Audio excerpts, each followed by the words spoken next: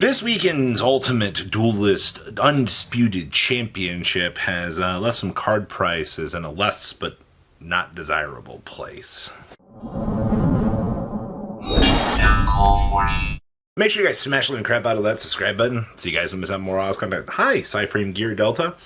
We've been talking about this card for like 2 weeks, 3 weeks at this point, ever since it started to see play out of the OCG. And the OCG's been playing it with 1 Gamma and 2 copies of Delta. Delta has been, it's a activation of a spell card negation. Now, the biggest downside to Delta, in my personal opinion, is the fact that it cannot negate the effect of a spell card. It must be the activation of the initial spell card. But Jesse brought Delta to the event this weekend, and everybody and their mother was like, oh my gosh, Delta's this new tech choice that is sent. Card is sitting at like near $20, heading on up to $25 as of filming this Monday morning here. And that's dumb to think about. But once again, Konami did we're not going to reprint this. It was a matter of time that the trend would eventually carry over. A lot of us didn't think it would be until post-Legacy, but looking at how things are going right now, Jesse used Promethean Princess and SP to dodge out, turning on the Delta for a key spell negation. Actually, it's not too terrible of an idea trying to play this right now. So, I guess, moral of this video, if you're looking at Delta right now, and you're like, hey, is there something to this? I think there is. I don't really see a place that they're going to reprint this. Maybe Rarity Collection 2. Did they have enough time to put this in there? Did Konami finally get the memo that we need a reprint for stupid Delta? Or are we going to have to wait till OTS 25 out here? Foolish return. In that very, very cool feature match that you saw pure Snake Eyes playing against Andres Torres out here, and the crucial gimmick lock was about to resolve, and then bam, down comes this very comical spell card called Foolish Return. They'll let you target 1 card in your opponent's graveyard, shuffle that into the deck. Now, you might be thinking to yourself, wouldn't DD Crow just be the better card? Well, DD Crow's a monster. This is a spell. So you can dodge a monster negate along the way to play this. The audience was like 100% sure that this was just strictly in for Andres over the weekend. Because, dedicating a majority of your time to playtesting Brandon kind of makes people go, oh, well, if he's going to be in the tournament, and there's only 16 duelists entering this competition, well, then we're going to challenge the meta here, and we're going to see, hey, we can try to come up with something to dodge this particular matchup. Because, honestly, in a 16-round event, you can't really blame people for specifically trying to side for specific matchups, especially in a more, it feels like a localized tournament, but it was high caliber players. You were getting the chance to see the high level of competition, and you did get to see, hey, guess what? When a high level of competition starts to see card choices that they can properly side for in specific matchups, you're going to take advantage of it. It's the locals theory. All right, it's the same thing, but Foolish Returns, the Lost Arts, have 14 listings. I love this game some days. I mean, they're like $1, $2 at this point, but you gotta love to see it, I suppose. Next up is Appalossa.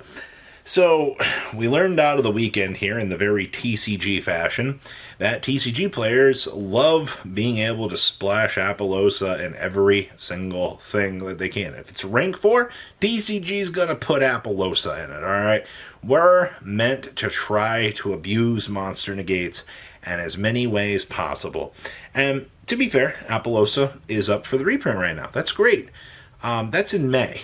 That doesn't solve it is February 19th as of filming this, which suddenly makes you kind of wonder,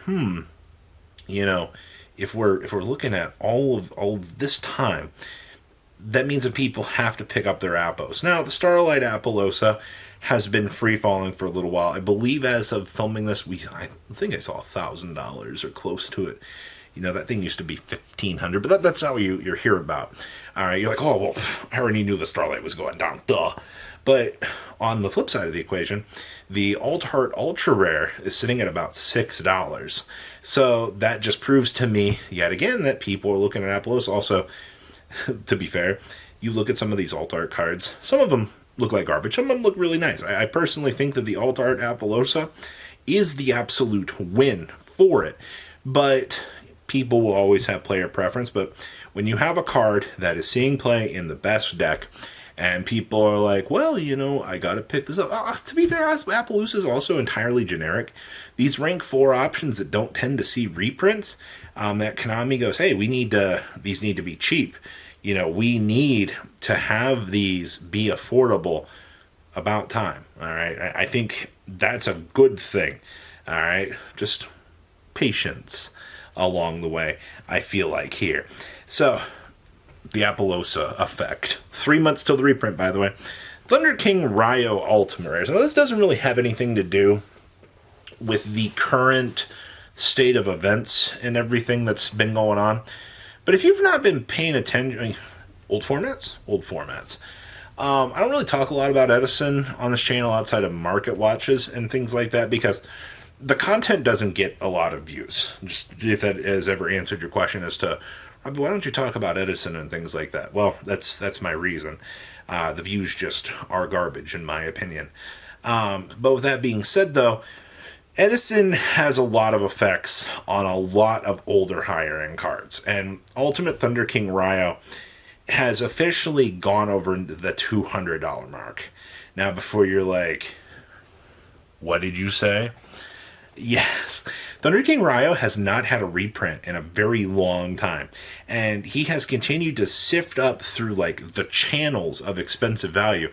And I don't know why people are like super perplexed by the idea that Thunder King Ryo continues to escalate up in value. They're just people are confused by this statement. Now, I don't know why, but the card is literally broken in these older formats, and it amazes me. I mean, if you look at Trap Dust Shoot for older formats, there's a reason why it's a $400 super rare. Well, maybe not that much anymore. Maybe it's like $300.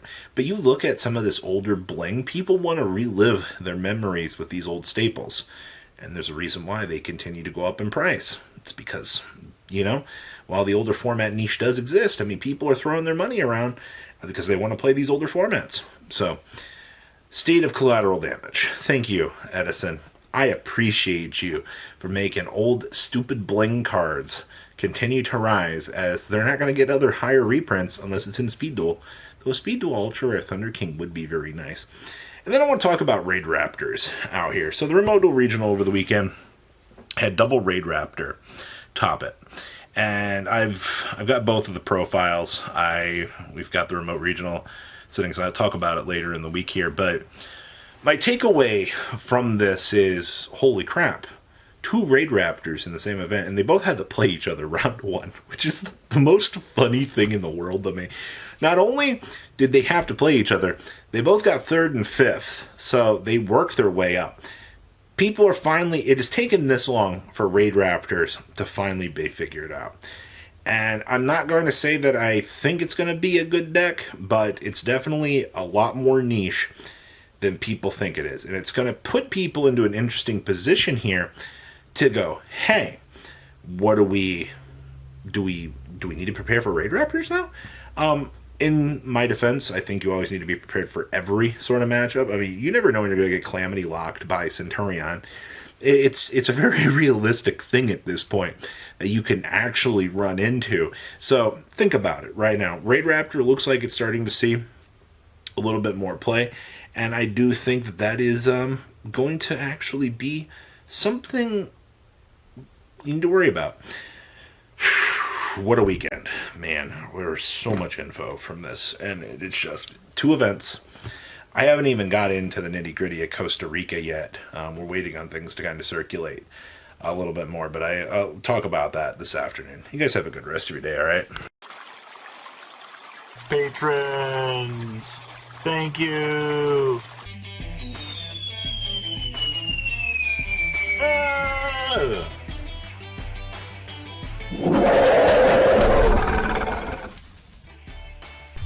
Thank you so much for watching. Check out these other videos.